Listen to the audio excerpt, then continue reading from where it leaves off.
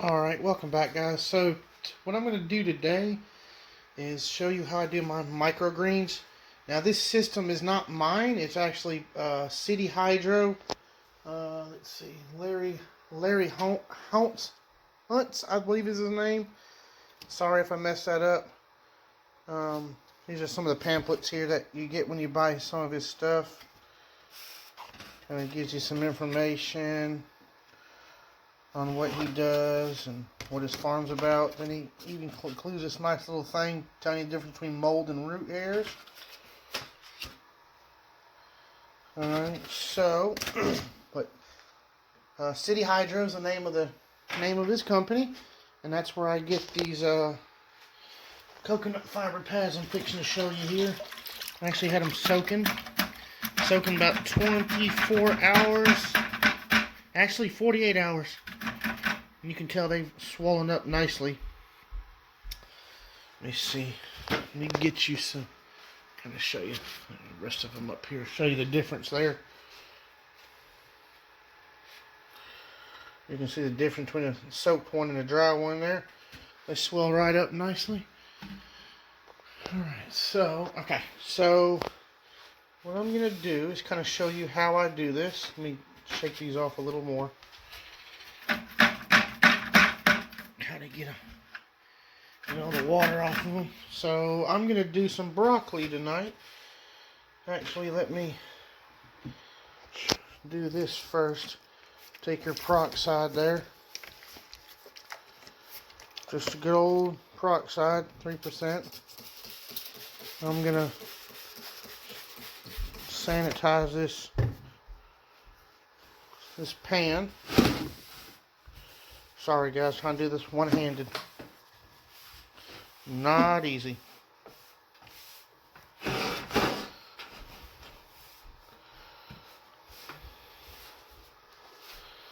Anyway, so you just give me 1 second. I'm going to finish drying this off. I'll be right back. Alright, so let's continue this on. So I got this tray sprayed down and then wiped clean here. Got my pads down. What I do is I like to use these little small cups, put my seed in, and 1 second here, something in my eyeball, besides my finger, right? Alright, let's see what we got. So, what I'll do is I'll just kind of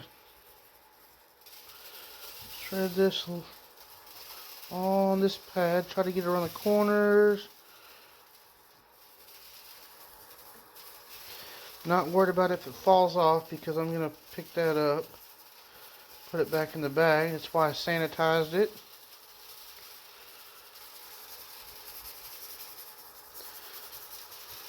We're going to spread this too. So, alright, so then what you're going to do is kind of smooth everything out. You don't have anything stacked on top of itself. Or other ones, I guess you would say, so that all the roots make contact with the pad.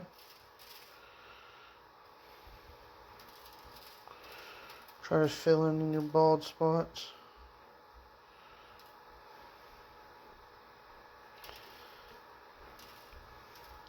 Broccoli is one of my favorites to grow. It's really good. My son loves it. He loves raw broccoli, period. Kind of a weird for a 6-year-old, but he absolutely prefers raw broccoli versus cooked.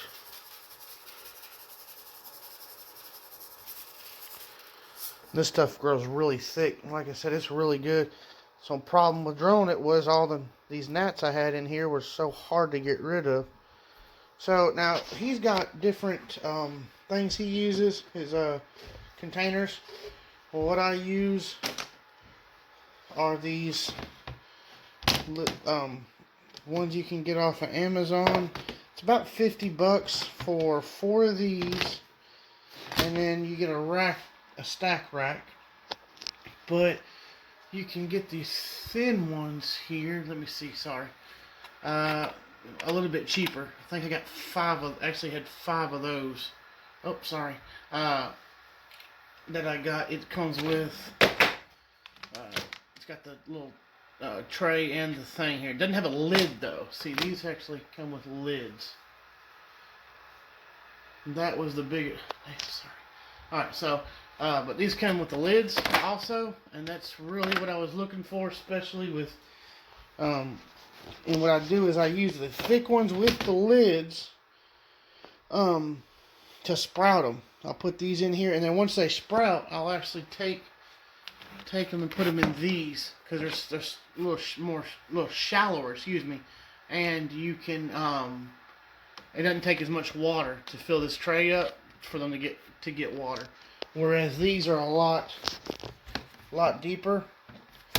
But same thing, you just take your peroxide there, you take this out. I've already sprayed it once, but so spray it, no fizzy. Take this, just gonna pour that in the water for right now. Alright, so spray that, and then we're gonna spray this. Alright, and I'm gonna spray this.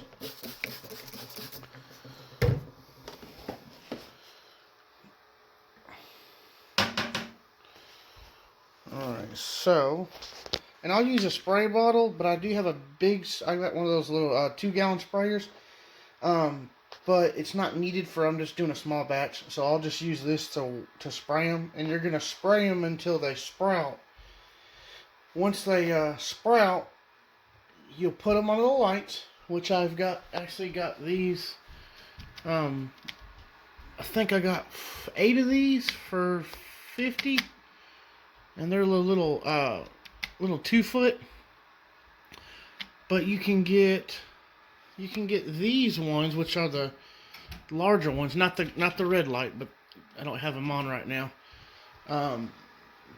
You can get those ones for about the same price.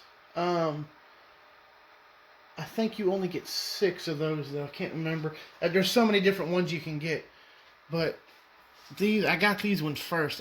If I would have known, I would have got the bigger ones, because these are only 1100 lumen. Those are 2200, I believe. So I would have went with these, or with the other ones instead of these, especially for the money. You can also get, let me show you these here. These are grow lights. These got the red. These are the kind of the same one as these red ones I have here. Running about 27 for the 3. They are connected though, and you cannot separate them. That's the only problem. Whereas these, you can kind of mount them a little further apart. But like I said, for the price, if you got a small area, like you're trying to do it in a tote or something, then just go with that. Go with these.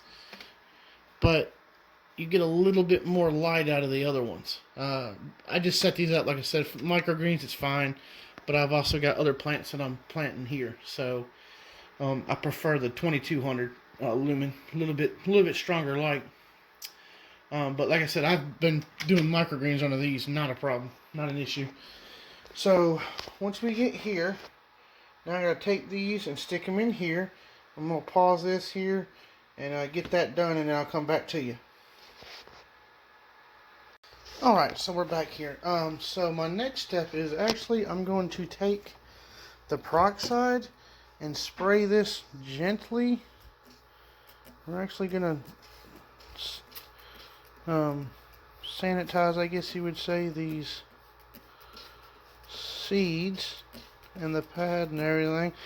If you see any foaming, remove those seeds. Probably not gonna, may have fungus or something like, you don't want mold, I guess you would say, or you don't want any of that sprouting. So of course they might bunch up a little bit while you're spraying real light. Sometimes can be hard with these smaller seeds to get them to, then they want to stick to your finger, so that's kind of a pain in the butt. But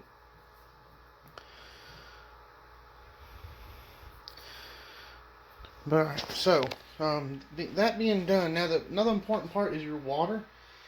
I was using tap water. Coty Hydro, I think he does something like, he uses his Boston tap water, but he filters it like 5 times. It's quite often, or quite a lot of times that he does it.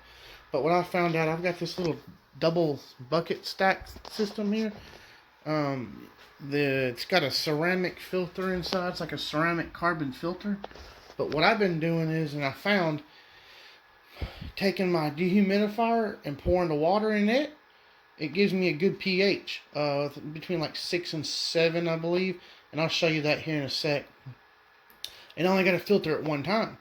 So, and it's basically like a distilled water. Of course, it's got some other stuff in it because when it falls in the bucket, you got other bacteria and all that. That's why I got that filter in there.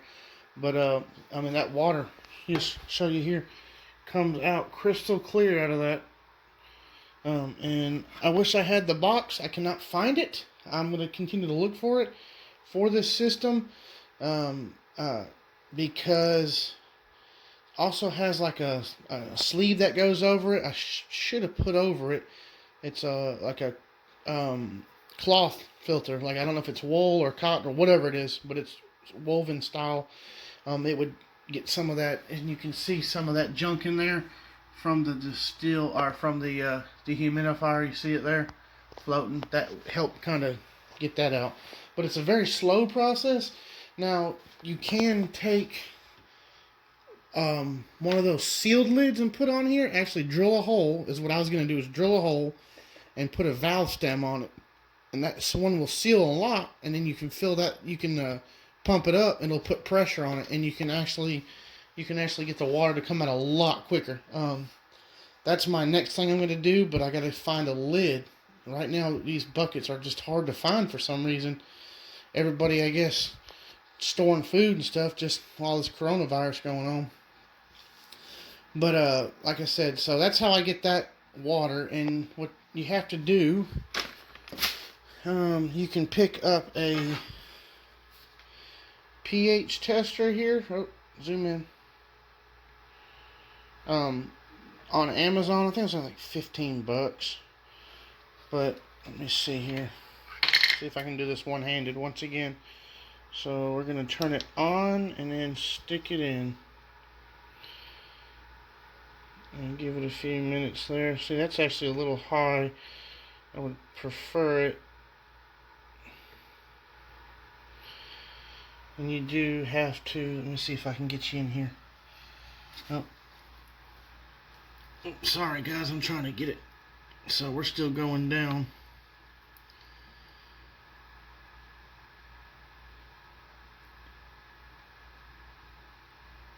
So it's about 7.73. Like I said, I can probably run it again and get it down a little bit lower. But I'm not real worried about that as far as that goes.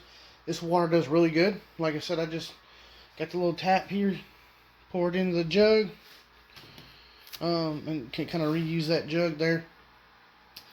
And then I fill the spray bottle with it, and I'll spray these seeds once a day. And until they sprout. Once they sprout, like I said, they'll go under those lights. Takes about, I think broccoli takes about 7 days plus. I'm trying to remember. It's been so long since I've actually grown it. But yeah, it'll go under those lights. I may do some kale next time there. I've got the kale there. And borage. Here's the problem I've had with borage. It's really good. Borage is actually really good. It tastes like a cucumber. It's really good.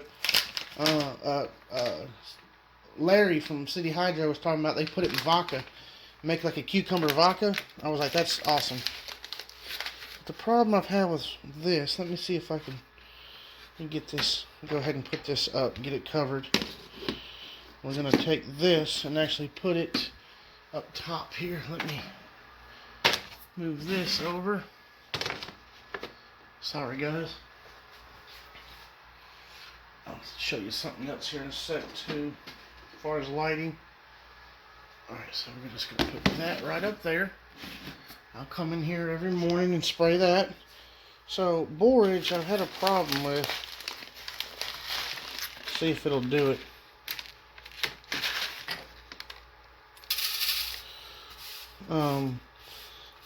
I can't seem to grow it without mold. I mean, I just tried, and it could be the batch. Even Larry says you can get a bad batch. I mean, it's possible. I don't like messing with it because it's just, to me, not worth it just for growing from personal. Let me see if I can get any of this to react. But I notice a lot of times I'll spray it down and it will just start foaming like crazy. Let's see. Doesn't look like any of it's doing it there. Oh, yeah, right there. See it? See how it's foaming right there? And I cannot seem to get a good batch. So I just don't really mess with it. I may actually plant it and grow it. We shall see. But to me, just not worth the hassle. Like I say, I may get another batch, and I had other batch of sunflower seeds. Because I got them actually from those are from the borage is from True Market, and then excuse me, that little garbage can there. Excuse me 1 second. Get this thing cleaned. Trying to do this one-handed sucks. So like I said, True Value, True Market, and then the sunflowers. The last sunflower seeds I had. These are from some organics I found from True Market, but the last ones I had were actually from High Mowing in organic seed company. So you can get them from anybody and just be a bad batch. But it's pretty much what I do as far as that goes. And like I said, I will water them. I'm gonna water them. We're actually water them now. But remember, don't spray your peroxide on once they've started to grow. There's at 3%. There's a mixture you can get, and I'll have to look it up, of vinegar, peroxide, and water to kind of help with the if you start getting mold. Sunflower seeds, they say, are hard because you have the shell to deal with. Once the shell separates, it's trying to get that shell out of there, but it's kind of rough. I'm gonna try a couple of different things and see if any of them work. Here, y'all staring at the pan. So that's my next thing. Is kind of trying a couple things, seeing what works and what doesn't work. I'm gonna try and get that video to y'all. The next one, far as the first one was a brooder. Second one's gonna be a little outside chicken tractor I got. I'll go a little more in detail what I have set up. I've got an auto watering system in there. It takes, put a 5-gallon bucket on top, and it actually feeds the little cups I got that are pretty neat little design, and it'll keep them watered for you. Makes it easier when you have a larger quantity of birds. And the one I have will do about 50 birds for a few weeks until you're ready to put them in a pen or a bigger chicken tractor. But I'll kind of show you all that.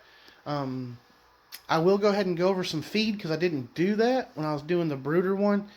You're going to feed them a 22% feed. So there's meatbird feed on the market. I used it, and I lost quite a few of my birds, almost half of them the first time I did it. And I don't know if it was the birds, I don't know if it was the feed, or it could have been me. I mean, anything's possible. But at 40-pound bag for almost $17, when I can get a 50-pound bag of 22% chick starter for $16, so it's close to the same price, but you get 10 pounds more, 50-pound bag. But what I was feeding them, I did chick starter for a few weeks, and then what I did was I went to a 22% layer. Now, the layers got more calcium than they need, and they talk about liver problems and stuff like that. Those chickens aren't going to live that long, though. So that's what I used. And these other ones raised, I raised them, and they didn't get as big because my feed was off because of working 45 hours a week. It's hard for me to keep that constant feed, and they didn't have access to grass as much as I would like. What I'll probably do is a smaller batch, because 50 birds will be about what I need to do. Got a couple ideas. Like I said, I'm gonna be doing all kinds of different things. But yeah, I just want to let you know about the feed because I didn't go over it. And I could have waited until we did the second video, but I figured I'll go ahead and do it at the end of this one. But yeah, the microgreen set, let's go back to that. Let's see. So let me show you. Oh, let me go here.